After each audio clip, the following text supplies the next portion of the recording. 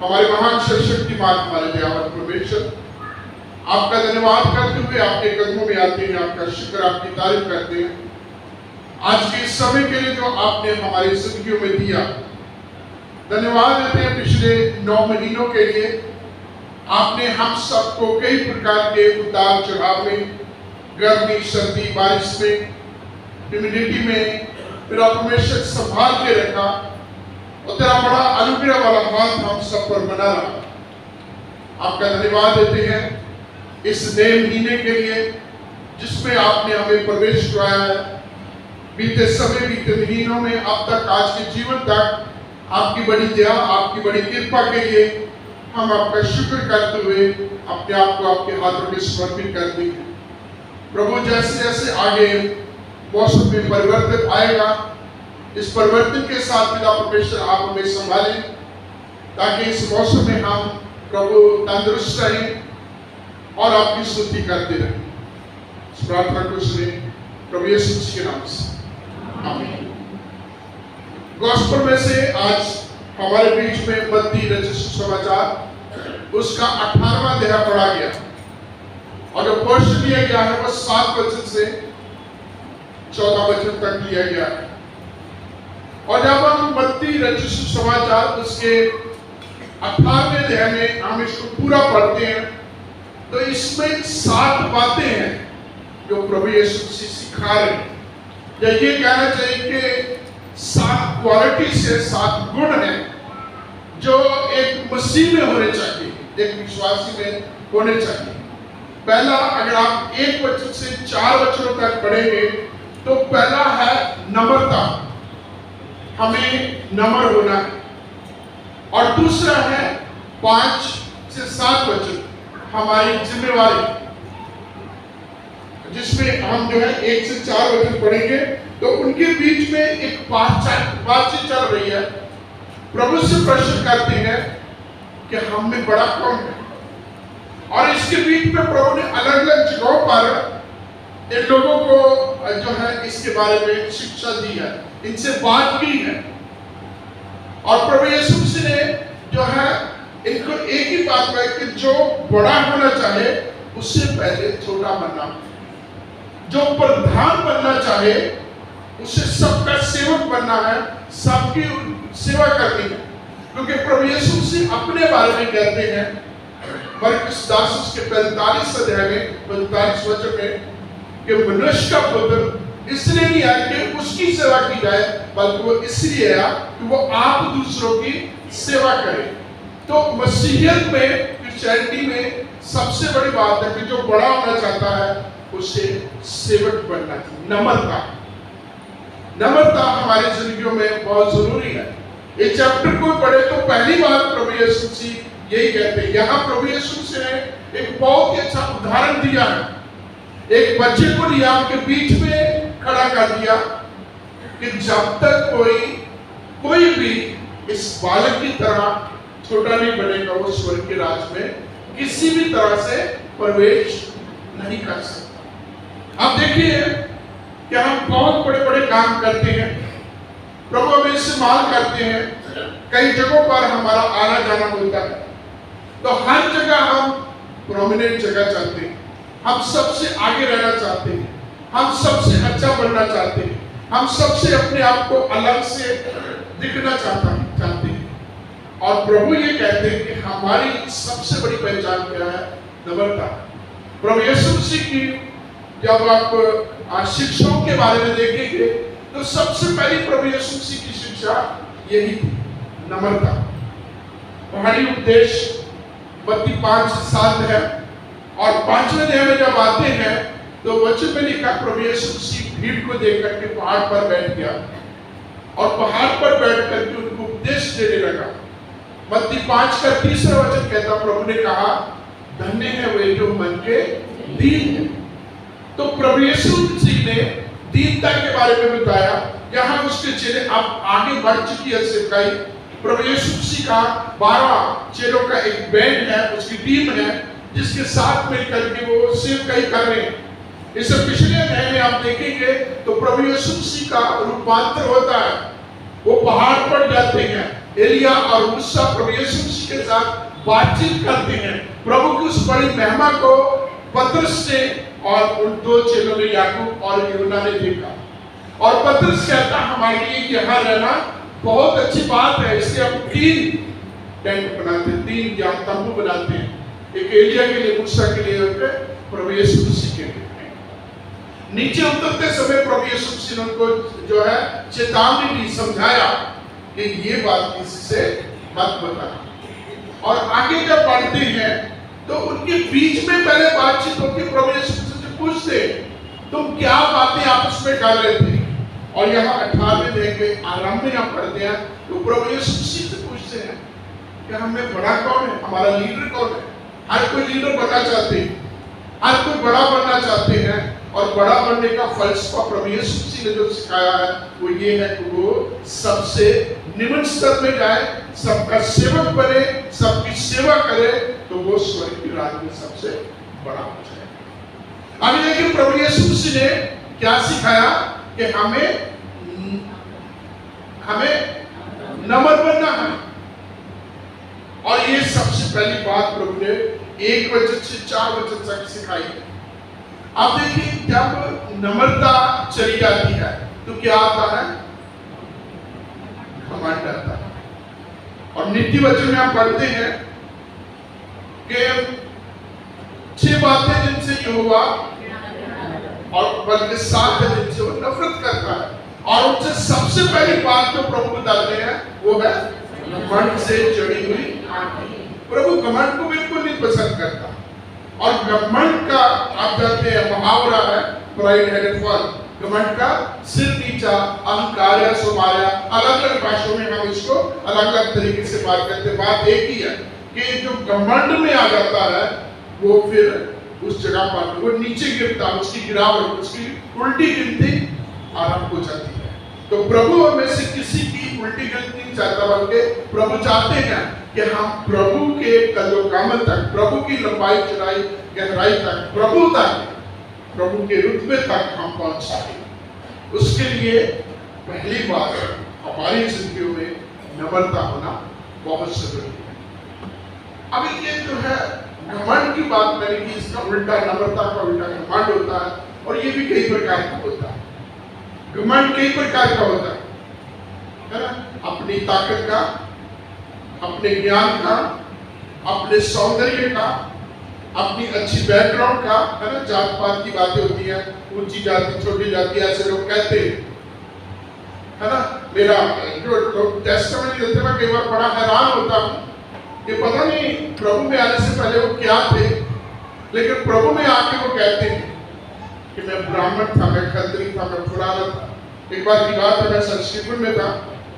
आपके यहाँ से जो वीडियोग्राफर फोटोग्राफर जो जाते हैं तो वो हमारे गए हुए, तो उनसे हमारे संस्कृत चर्च के एक बुजुर्ग व्यक्ति की टेस्टमनी ले रहे।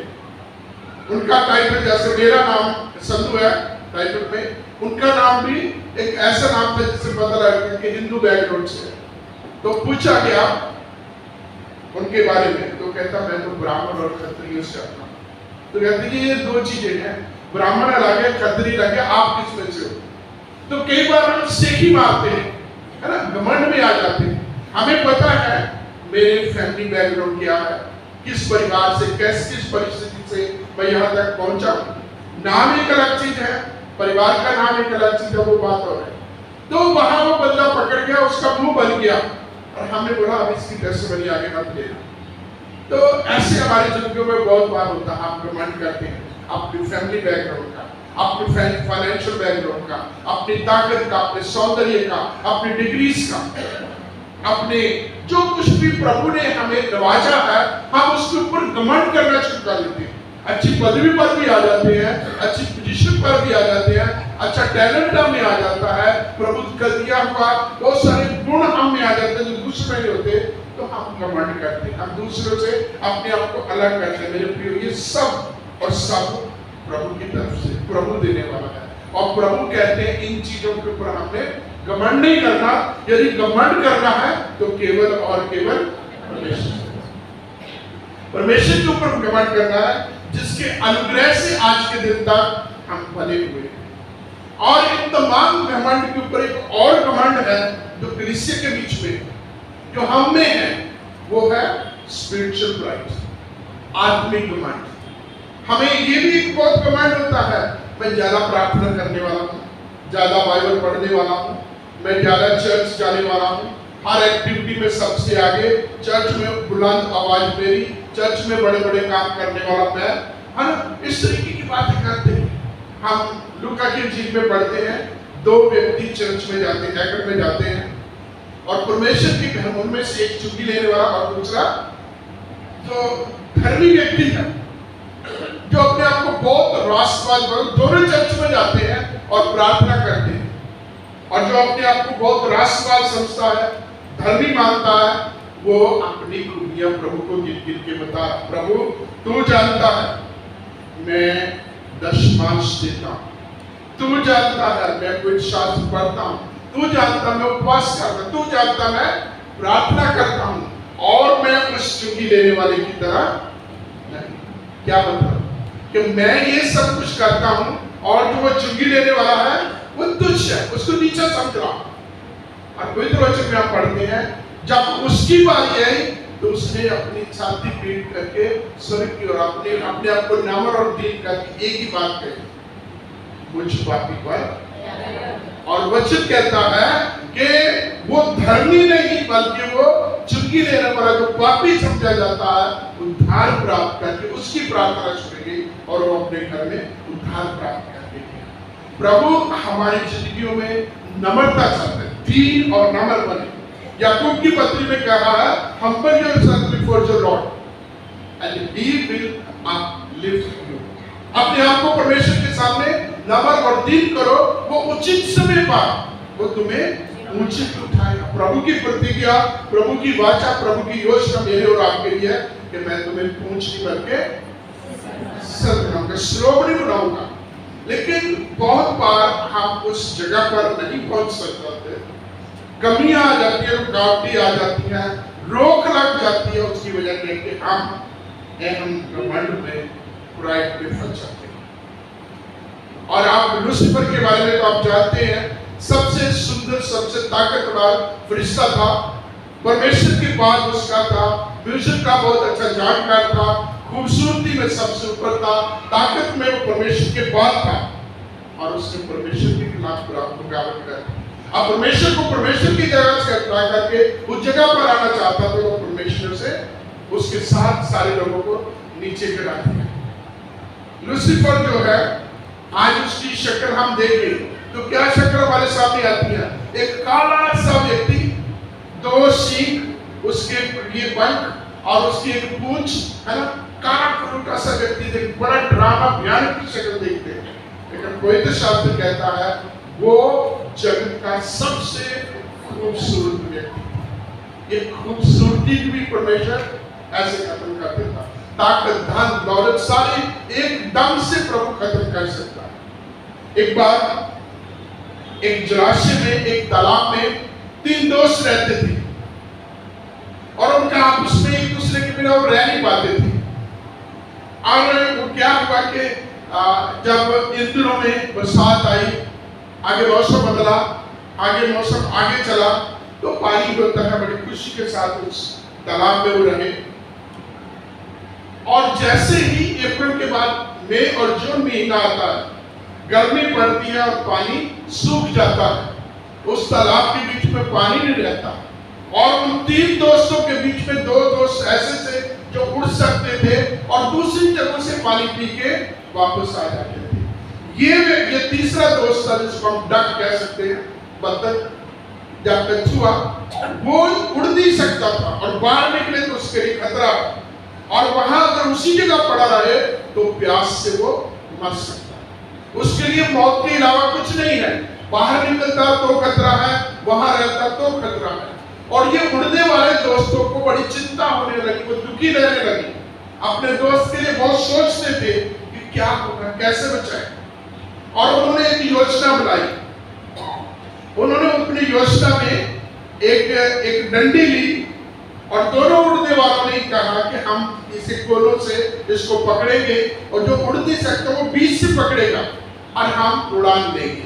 आप कहते हैं ना, कहावत है कि लकड़ी के साथ लोहा भी तर करता है ना। अगर लकड़ी के बीच में कील ठोकी हो और लकड़ी को पानी के बीच में करो, कील डूबेगी नहीं, वो लकड़ी के सारे वो भी तैरती रहेगी।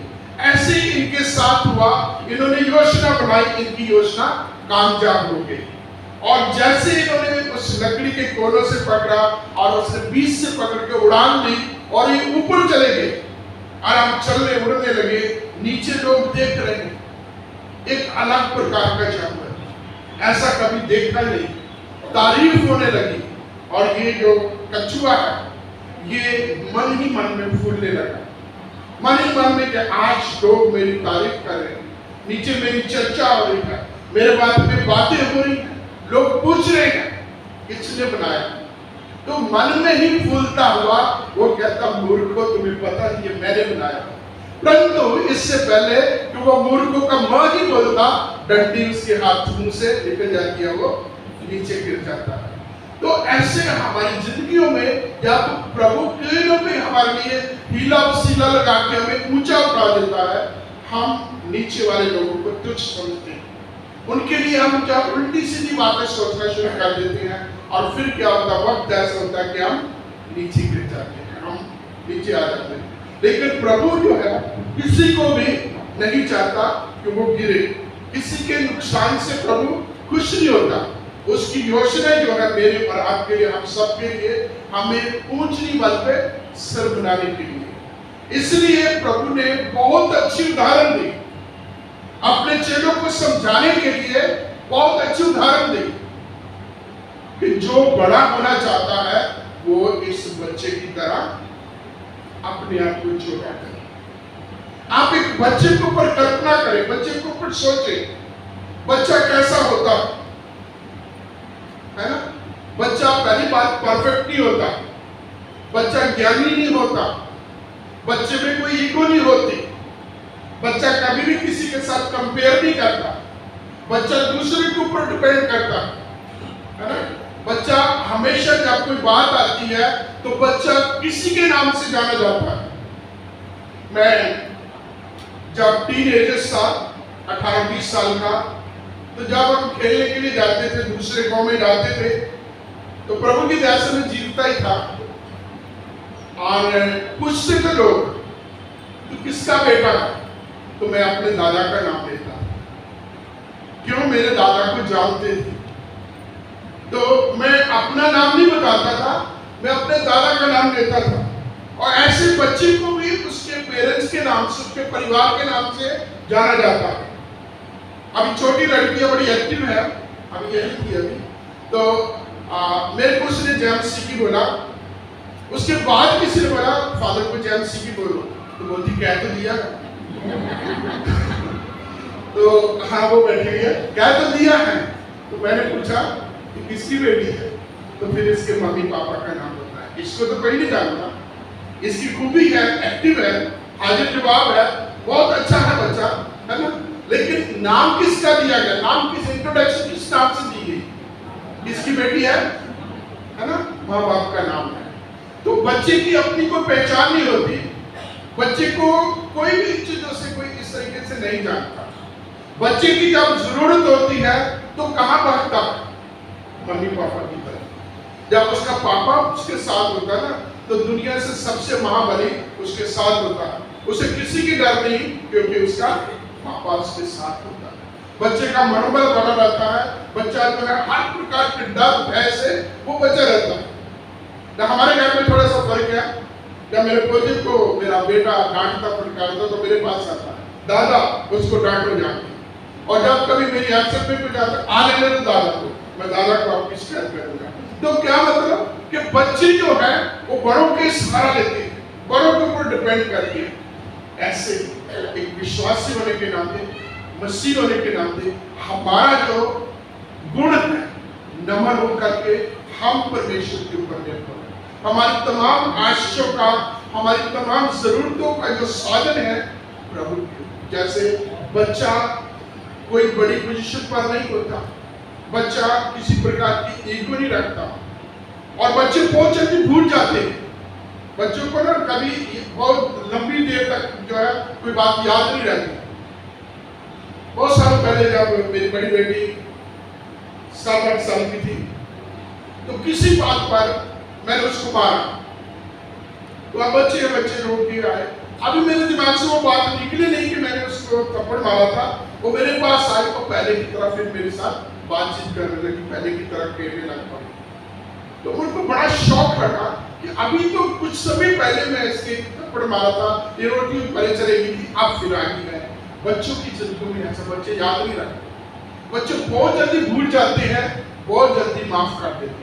लेकिन हम बड़े जो हैं हम नहीं ऐसा करते। एक बार 2 जवान बच्चे आपस में लड़ रहे थे, उनकी काफी आपस में गुथम हो गई। एक सियाना बंदा उनके पास आया, दोनों को छुड़ाया, दोनों को समझाया, और जब पहले बच्चे से बात की कि देखो ये ठीक नहीं, तुम्हारे माँ बाप ऐसे, तुम्हारा परिवार ऐसा है, तुम्हारे ये अच्छा नहीं लगता तुम्हें।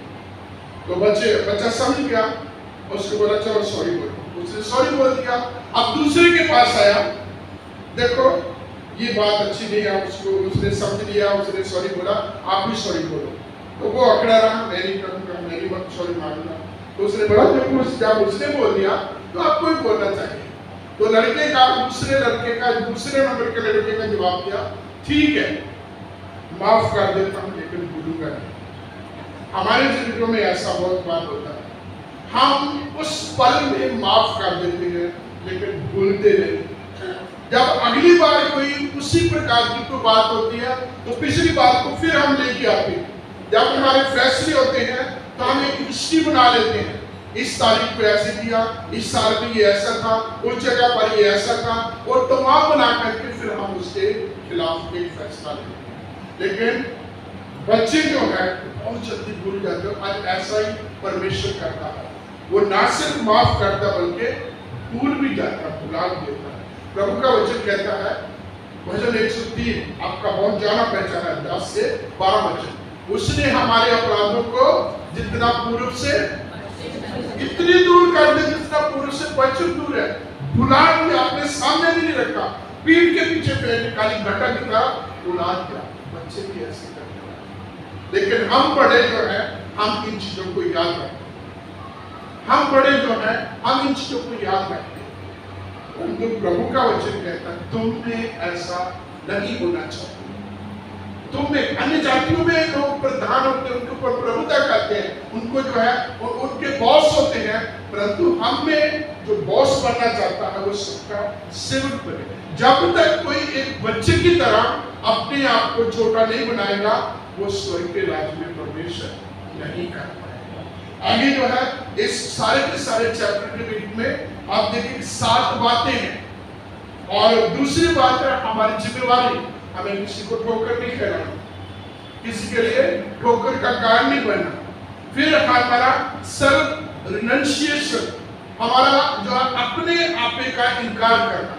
वचन क्या लिखा है कि यदि तेरी आंख ठोकर कहते निकाल दे, हाथ ठोकर काट दे। अरे इस प्रकार से मतलब हमें अपने फिजिकल इन अंगों को काटना नहीं है, कि हमारे जिस भी सबक से, जिस भी जगह से, जिस भी तरीके से हम पाप का कारण बनते, गिरावट का कारण बनते, बदनामी का बायस बनते, जिससे हमारा ये जो है नुकसान होता है, हमें उस चीज को छोड़ना।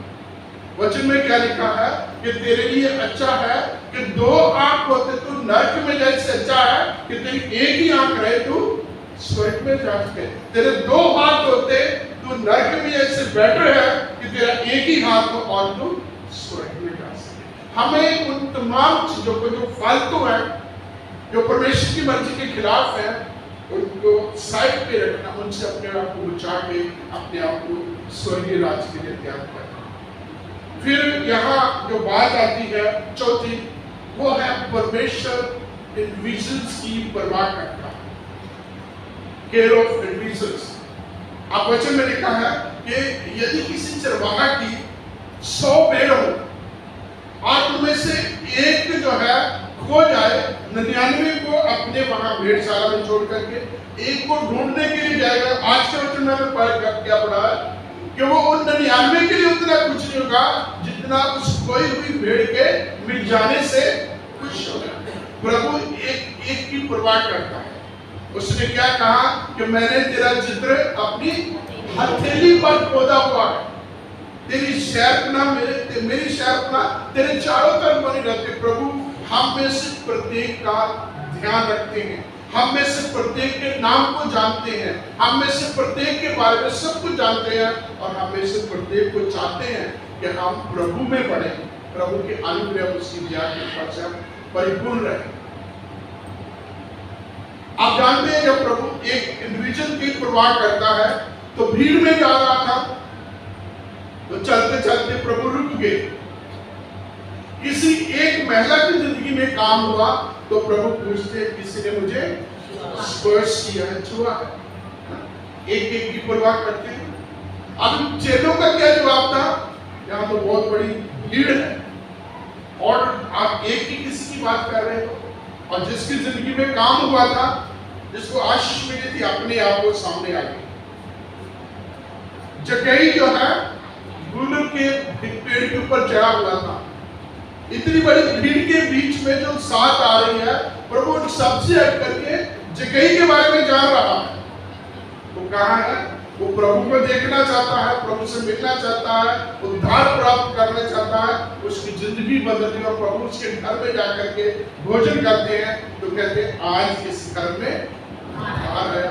प्रभु एक एक के बारे में चिंता करते हैं, प्रभु एक एक की चिंता करते हैं। इसलिए हमें जो है अगली बात जो है इस वचन में हम पढ़ते हैं, प्रभु संगति के ऊपर कहता है हमें एक दूसरे की संगति में रहना। वचन में क्या पढ़ते हैं कि जहां 2 या 3 मेरे नाम से इकट्ठे होते हैं उनके बीच में होता है। प्रभु संगति को जो है अकेले के बाद हम अकेले में बहुत कुछ करना चाहते हैं, मैं अकेला ही चीज, लेकिन संगति हमारी जिंदगियों में बहुत जरूरी है। आखिरी चीज जो है फॉरगिवनेस, जो है पापों की माफी, एक दूसरे को माफ करना। और यहाँ आगे एक उदाहरण दिया गया है एक नौकर का और उसके स्वामी का, और आगे उसका और उसके पराधीन एक और व्यक्ति का जिसको वो सजा देता है। तो प्रभु हम में से प्रत्येक की जिंदगी में चाहता है कि हम अंश अंश करके प्रभु में बढ़ते जाएं, और एक वक्त ऐसा है कि हम प्रभु के समान बन जाए और उसके स्वर्गीय राज्य में जाने के लायक बन जाएं। जय प्रभु परमेश्वर शक्ति का परमेश्वर, हम आपका धन्यवाद देते हुए आपके कदमों में आते हैं।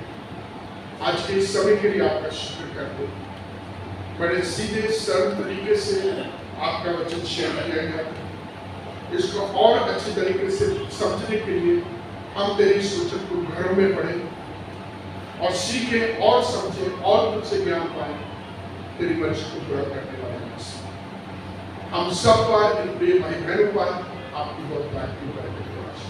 प्रभु यीशु के नाम से आमीन।